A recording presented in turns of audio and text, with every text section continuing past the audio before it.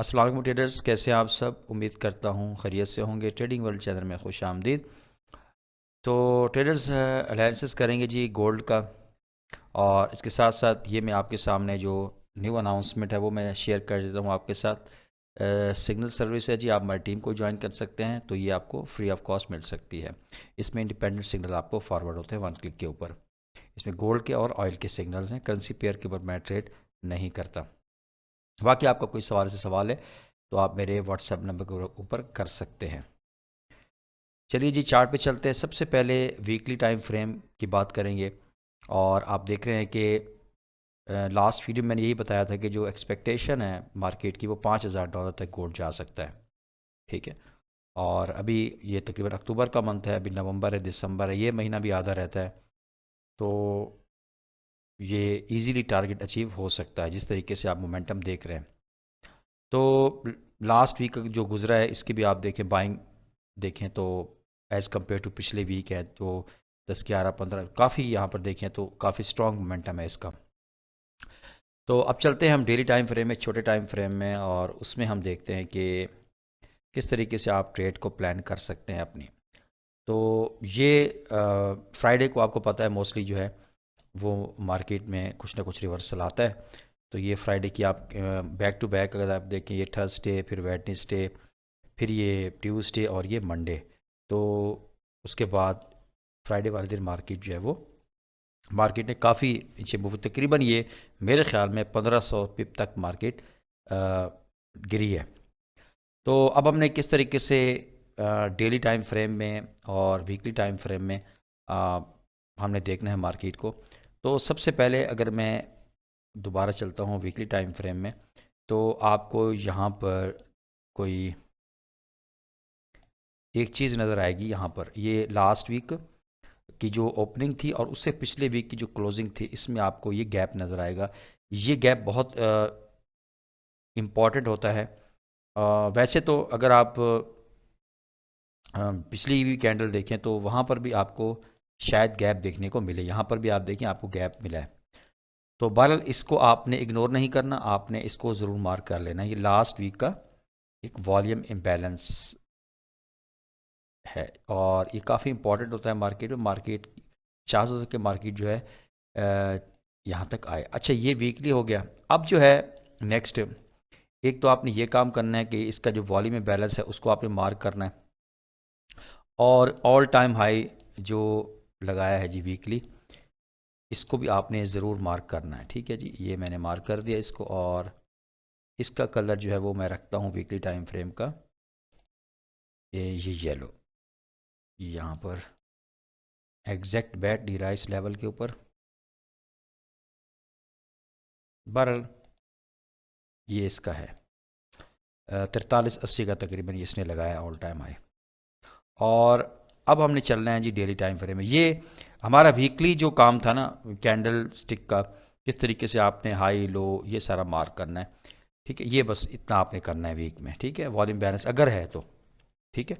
और अगर यहाँ पर वॉल्यूम इम्बैलेंस ना होता, एक चीज़ आप जहन में रखें, अगर यहाँ पर वॉल्यूम इम्बैलेंस ना होता तो फिर हमने क्या करना था, इसका जो लो है इसको हमने मार्क करना था, ये लो और ये हाई। लेकिन क्योंकि वॉल्यूम इम्बैलेंस है तो हमने इसको मार्क नहीं करना लो को। ये आपने स्ट्रेटजी जहन में रखनी है।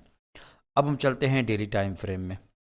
अब डेली टाइम फ्रेम में अगर आप देखें तो आपको यहाँ पर जहाँ से ये थर्सडे और वेडनेसडे की कैंडल्स फॉर्म हुई हैं, तो इन दो के दरमियान भी आपको गैप देखने को मिलेगा। तो इस वॉल्यूम इम्बैलेंस को भी हमने मार्क करना है, ये डेली टाइम फ्रेम में, और इसका कलर हमने ये रखना है। ठीक है, ये जो मिड है, दरमियान वाला जो लेवल है इस रेक्टेंगल का, ये मिड वैल्यू होती है, दरमियान वाली वैल्यू होती है, इसलिए इसको मैंने डॉटेड लाइन से मार्क किया है।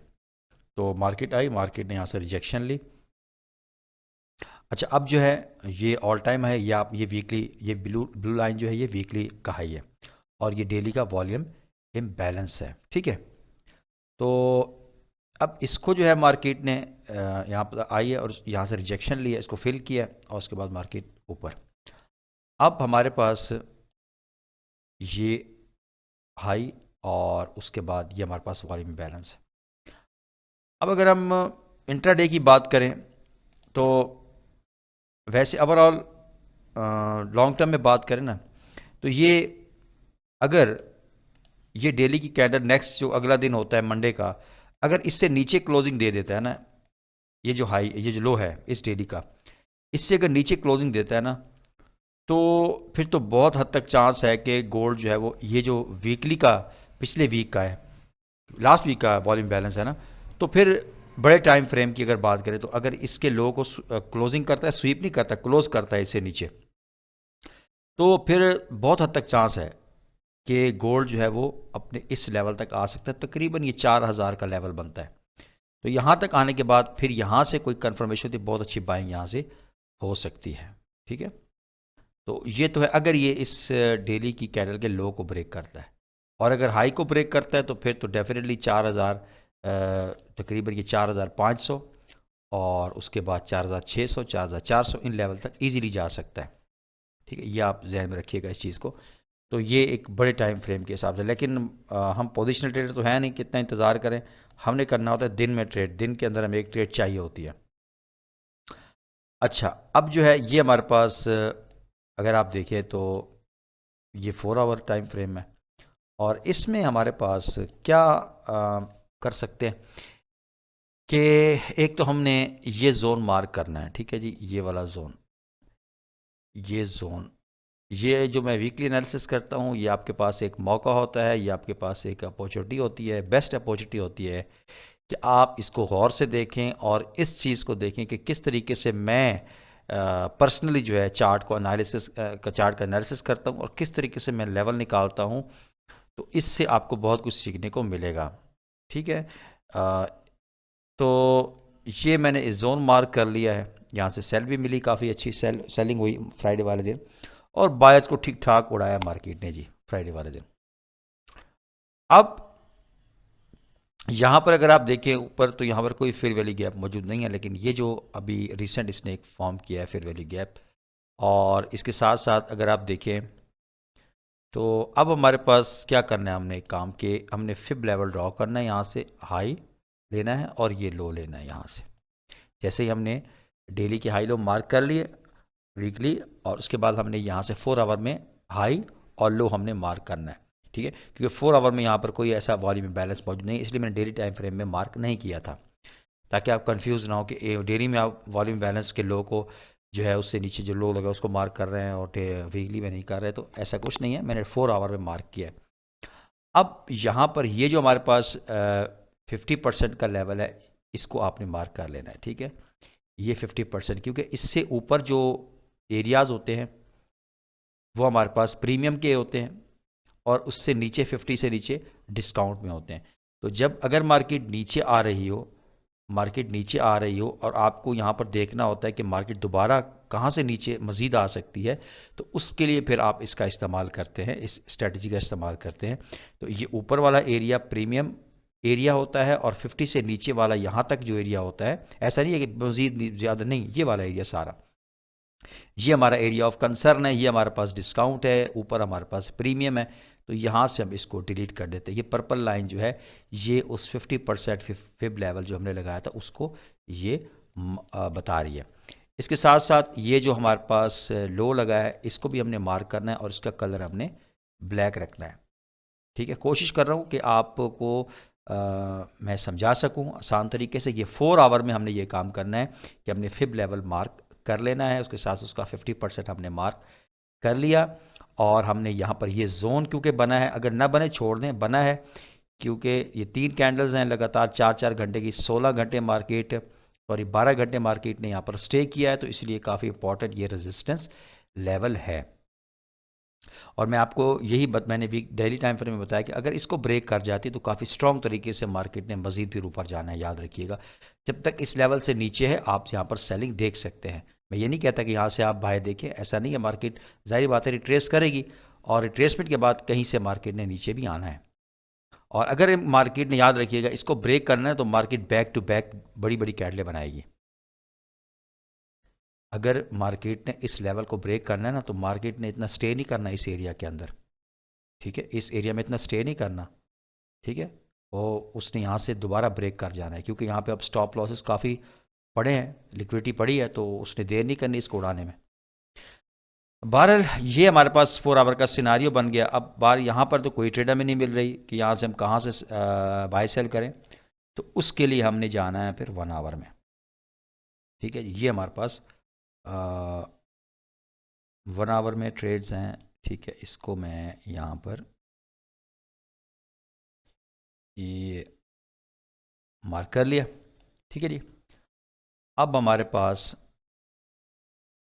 ये 50% का वो लेवल है जो मैंने मार्क किया था, फिब लेवल। अब यहाँ पे अगर आप देखें तो ये एक कैंडल बनी है, एक स्ट्रॉन्ग, इसको छोड़ दें, ये इतनी ख़ास कैंडल है, लेकिन ये पूरे एक 80 का खासी कैंडल बनी 1 आवर में, जिसने ट्रैप किया न्यूयॉर्क सेशन में और दोबारा मार्केट नीचे आई। और यहाँ पे ये एक सपोर्ट पड़ी थी, ये देखिए, अगर मैं इसको एक्सटेंड करूँ ना, तो यहाँ पर अच्छी एक सपोर्ट थी और यहाँ से मार्केट गई है। ठीक है, तो अब अगर मार्केट ये यहाँ पर अगर आप देखें तो ये एक फेयर वैल्यू गैप है, ये मैं 1 आवर की बात कर रहा हूँ। ठीक है, 1 आवर में एक फेयर वैल्यू गैप है, इसका कलर मैंने ये रख लेना है। ठीक है, इसको मैं थोड़ा डार्क कर देता हूँ ताकि आपको समझा सकूँ ये। ठीक है जी, और इसको मैं लोअर टाइम फ्रेम में भी विजिबल कर देता हूँ। ये एरिया है जी, यहाँ से अगर कोई कंफर्मेशन मिलती है आपको सेलिंग की, तो फिर आप यहाँ पर सेल कर सकते हैं। टारगेट आपका 4186 का होना चाहिए फिर। और इसको मैं, और अगर इसको ब्रेक कर जाती है मार्केट, मैं आपको छोटे टाइम फ्रेम में भी साथ साथ समझा रहा हूँ। पहले तो मैं 4 आवर में ही करता हूँ, लेकिन अब मैं सोचा कि सारा ही आपको समझा देता हूँ जो कि पॉसिबिलिटी है। तो अगर इसको, इस जोन को गोल्ड ब्रेक कर जाता है, तो फिर आपके इसके रीटेस्ट के ऊपर भी आप दोबारा बाय कर सकते हैं, फिर आपका ये टारगेट होगा। ठीक है, फिर मार्केट अगर इसको ब्रेक कर जाती है ना फेयर वैल्यू गैप को, तो यहाँ पर कोई ऐसा फेयर वैल्यू गैप मौजूद नहीं है, तो फिर मार्केट का अगला टारगेट ये वाला लेवल हो सकता है। लेकिन अगर इसको रिस्पेक्ट करती है मार्केट, इस जोन को, तो फिर आप जो है यहाँ से सेल ले सकते हैं। ठीक है जी, अब चलते हैं हम क्या कहते हैं उसको, 30 मिनट के टाइम फ्रेम में। जी, ये मार्केट आई, रीटेस्ट, मार्केट गई, और ये हमारे पास 30 मिनट में, ये अगर आप नोट करें तो 30 मिनट में भी आपको फेयर वैल्यू गैप मिल रहा है। और हो सकता है कि मार्केट ये यहाँ पर आए, और इसका मिड, जो ये फेयर वैल्यू गैप है ना, इसका जो सेंटर है वो यहाँ कहीं बनेगा। ठीक है, मैं आपको यहीं से समझा देता हूँ। तो फिर आपने, ऐसा नहीं है कि यहीं से जैसे मार्केट आए सेल करें, आप वेट कर लें, मार्केट लिक्विडिटी उठाए यहाँ से और नीचे क्लोजिंग दे, तो फिर आप यहाँ से सेल कर सकते हैं। ठीक है, ये एक सेलिंग इसका जोन हो सकता है। बहरहाल ये एनालिसिस है, गलत भी हो सकता है, याद रखिएगा, अपनी ज़िम्मेदारी पे आपने बाय सेल करना है। ये आपको सिखाने के लिए जो है जस्ट चीज़ें हैं, एजुकेशनल पर्पस के लिए। और एक तो ये एरिया है जी, तकरीबन ये मैं मार्क कर देता हूँ, ये बनता है 4274 से 4283 का एरिया है। मैं इसका कलर चेंज कर देता हूँ ताकि आपको सही समझ आ सके। मैं ये वीडियो जो लंबी हो सकती है आज की, लेकिन कोशिश है कि आपको मैं समझा सकूँ चीज़ें। इसको मैं फ़िलहाल डिलीट कर देता हूँ। ठीक है, यहाँ से आपको कोई कंफर्मेशन मिलती है तो यहाँ से आप अपनी ट्रेड को प्लान कर सकते हैं। ठीक है, ये आपकी पहली सेल ट्रेड हो जाएगी। और अगर इसको मार्केट रिस्पेक्ट नहीं करती और मार्केट यहाँ से ब्रेकआउट कर जाती है, तो फिर आप इसको मज़ीद आगे टारगेट इसको कर सकते हैं। ठीक है, बाय के लिए। लेकिन अगर मार्केट यहाँ पर आती है और यहाँ से कोई सेलिंग मिलती है, यहाँ से कंफर्मेशन मिलती है, मार्केट लिक्विडिटी उठाती है, तो जो कि मुझे ऐसा लगता नहीं है कि अगर मार्केट यहाँ पर आए और फिर यहाँ से सेल हो जाए, यहाँ पर अगर मार्केट आएगी तो मार्केट यहाँ पर सेलर को ट्रैप करके मार्केट ऊपर जा सकती है। तो ये सारी चीज़ें ट्रेडिंग का हिस्सा है। क्लीन एंड बिल्कुल क्रिस्टल क्लियर कुछ भी नहीं है ट्रेडिंग के अंदर, क्रिस्टल क्लियर कुछ भी नहीं है। आपको रिस्क मैनेजमेंट के साथ चलना है, मनी मैनेजमेंट के साथ चलना है, तो आप ज़रूर कामयाब होंगे। ठीक है जी, उम्मीद है आपको मैं सही समझा सका हूँ। और बाकी आपका जो है कोई सवाल है इस हवाले से, तो ये व्हाट्सएप नंबर मेरा गिवन है। लाजमी नहीं है कि आप मेरी टीम में हैं, आप मेरी टीम में नहीं हैं, ट्रेडिंग वर्ल्ड की जानिब से आपको वेलकम है। ठीक है, आप कोई भी सवाल है ट्रेडिंग के हवाले से, किसी भी मेंटोर के आप अंडर हैं, किसी भी मेंटोर के साथ आप उस हिस्सा हैं, आप इंडिपेंडेंट ट्रेड करते हैं, ख़ुद से आपका अकाउंट है, आपका अकाउंट किसी IB के अंडर है, किसी के, इस चीज़ को आपने बिल्कुल नहीं घबराना कि सर हमारे सवाल का जवाब नहीं देंगे। बिल्कुल आप सवाल कर सकते हैं, आपको यकीनन जवाब मिलेगा ट्रेडिंग से रिलेटेड और असूलों को सामने रखते हुए। दुआ में ज़रूर याद रखिएगा। अल्लाह हाफ़िज़।